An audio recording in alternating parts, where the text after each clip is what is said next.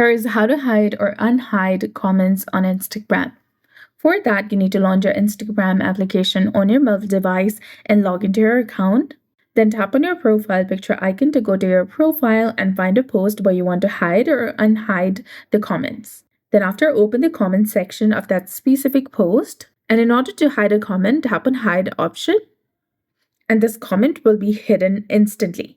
Now, if you want to undo this, you can tap on this undo button that will appear for a few seconds after hiding it. Or you can tap on see hidden comments over here. And there you'll get the option of unhide. Tap on that. Then tap on unhide again to confirm. And you'll be done. So this is how you can go ahead and hide and unhide comments on Instagram. So if you found this guide helpful, please like, share, and subscribe. Thanks for watching. We'll see you again in the next one.